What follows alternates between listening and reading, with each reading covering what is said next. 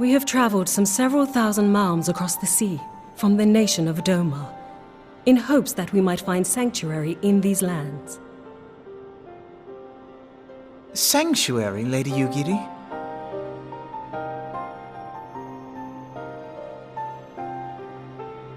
Aye. Lying within Othard, Doma was under the dominion of the Garlean Empire, as I'm sure you are aware. When the War of Succession broke out in Garlemald, we espied an opportunity to free ourselves from the yoke of imperial oppression and took up arms. Only to be crushed. And so I gathered what few Domans escaped the reckoning and guided them hither to your shores. A war of succession? Then the Emperor... Forgive me.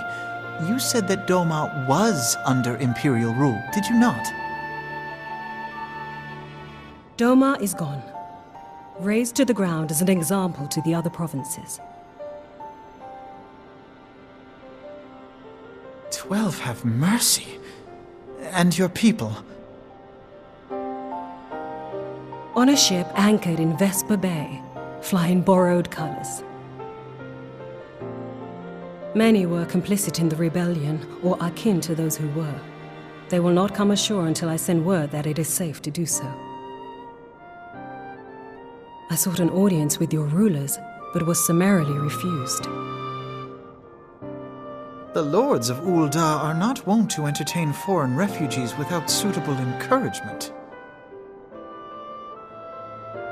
Mayhap I was foolish to expect otherwise. But our supplies run low and we have young ones in urgent need of care. I have seen the tents outside the gates, however. We are not the first to seek asylum, nor will we be the last. Be that as it may, Ul'dah is no friend to Garlemald. Your tale would stir the hearts of many men and women here.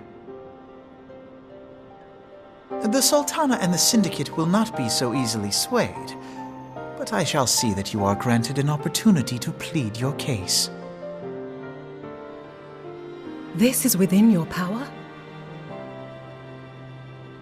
Well, far be it from me to boast, but I do have the ear of certain influential individuals. I am in your debt. Lady Yugiri, forgive me for observing, but your choice of attire seems like to evoke feelings of mistrust. Men are wont to fear the unfamiliar. We know this from experience. We seek only to spare the people of Ul'dah unnecessary disquiet. I shall defer to your experience, then. I thank you for your understanding. It seems I have urgent business with the Flame General. I leave our guests in your capable hands.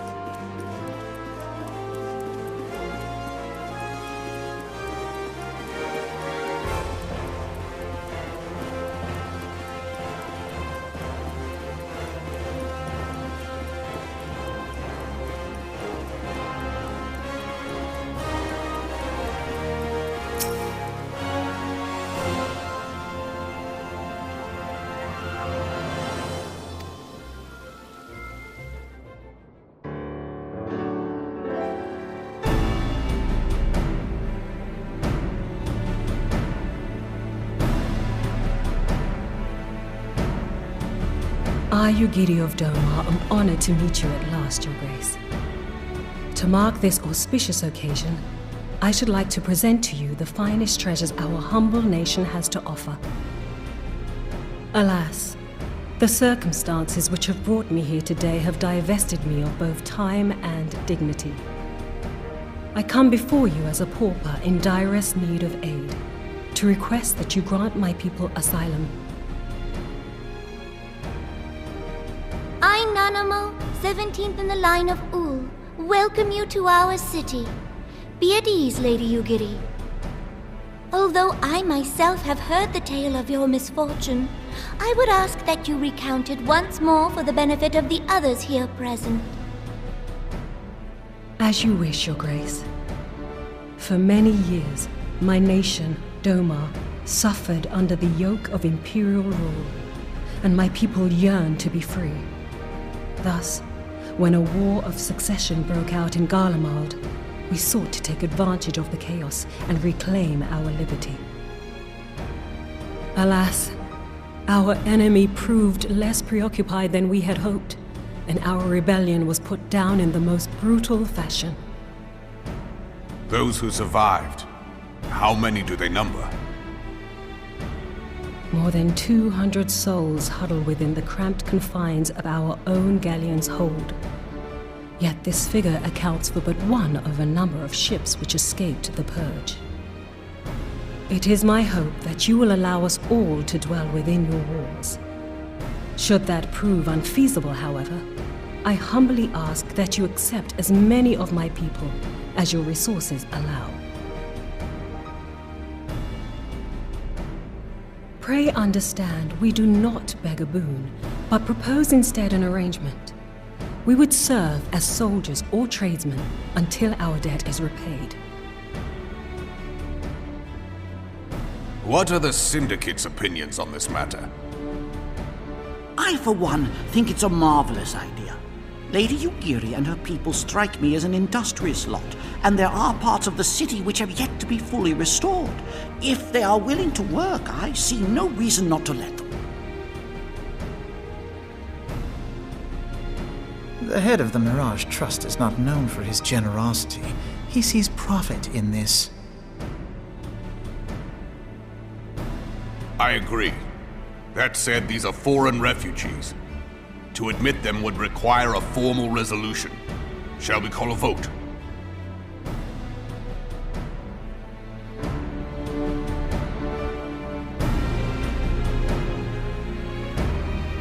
The law is the law. Lord Lolorito?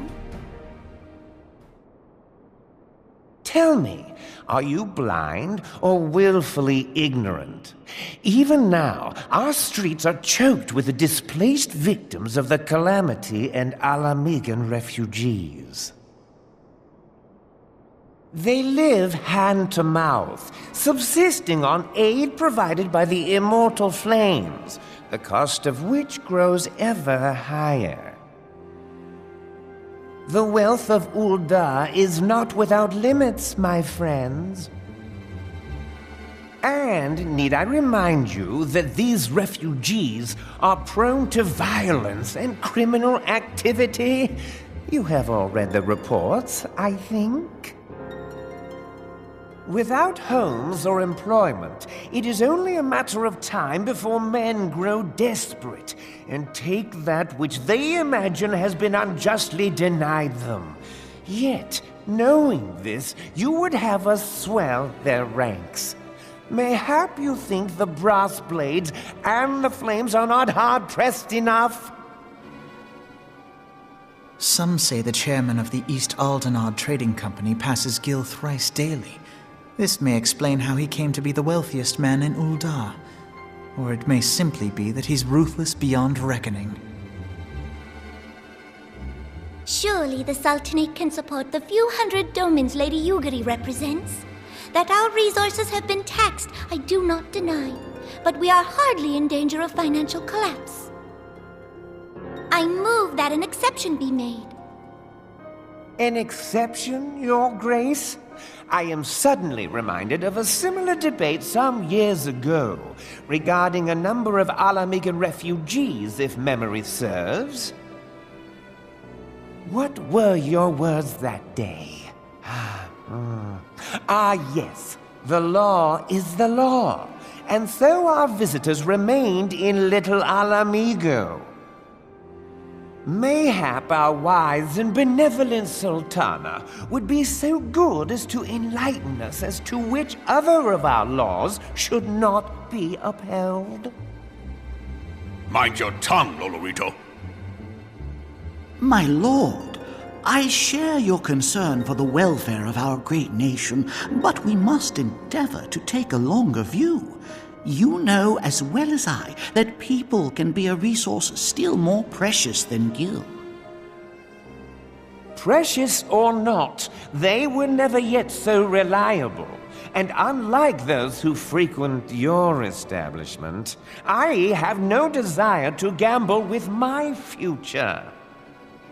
Uldar's greatest asset is, and has ever been, her material wealth. We risk this at our peril. One need only look to Teleji Adeleji's example for evidence of the danger in allowing sentiment to dictate policy. How far the vaunted Mirage have fallen, both in repute and profitability, since he began employing refugees. How I choose to conduct my affairs is not your concern, my lord. A proposal has been tabled. Given its urgency, I move we forego further debate and call a vote. To accept the Doman refugees or not. Those in favor, I bid you remain. Those opposed, I bid you leave.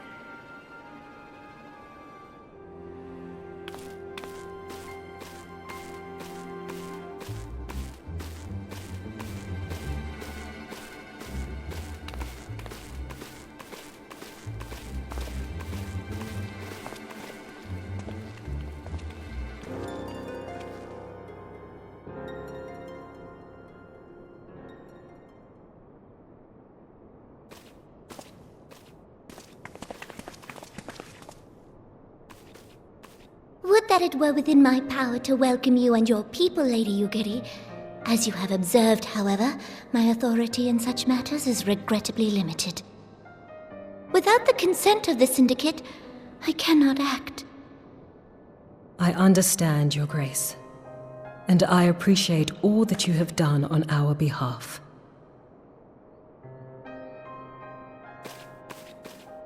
The nerve of the man! If that bastard had not forsaken the eastern trade route, Little Alamigo would now be thriving.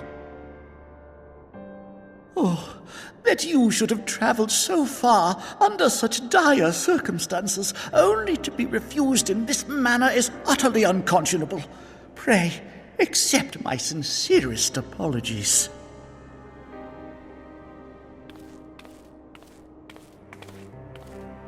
Now that the Empire no longer poses an immediate threat, they see little reason to maintain the pretense of unity. The Monitorists have grown especially defiant of late. Lord Lolorito most of all. But this is neither the time nor place for that discussion.